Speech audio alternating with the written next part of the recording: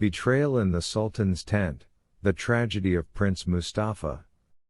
A dramatic historical tale recounting the final moments of Prince Mustafa, son of Sultan Suleiman the Magnificent, who was executed by his father's order after whispers and plots led by Qasim Sultan and Grand Vizier Ibrahim Pasha.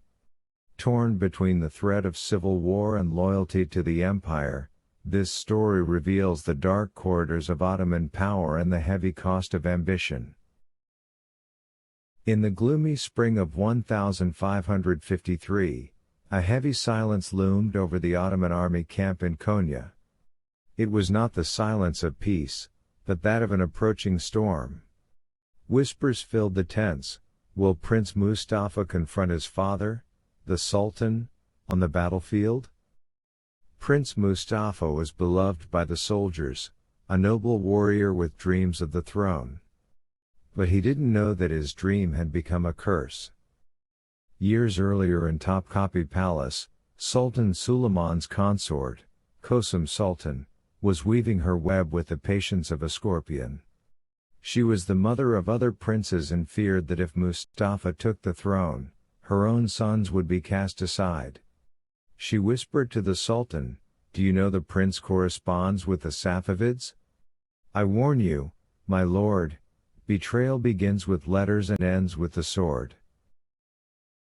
Suleiman wasn't easily convinced, but the seed of suspicion had been planted. And Qasim wasn't the only voice influencing the Sultan.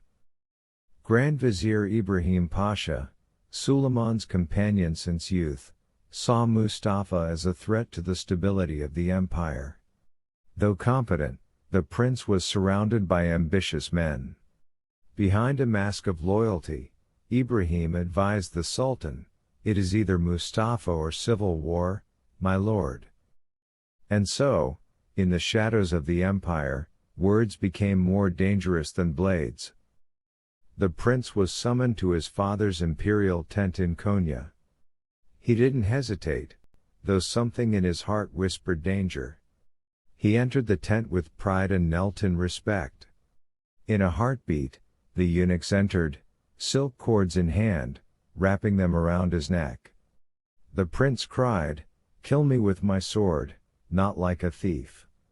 But the order had been given.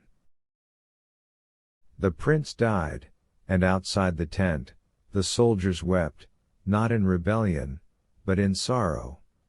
The next day, Sultan Suleiman appeared, face drowned in grief. Or was it guilt? No one could tell. Back in the imperial harem, Qasim smiled faintly. One rival removed, the path for her sons grew clearer. As for Ibrahim Pasha, he sat at his desk drafting the decree for the next heir.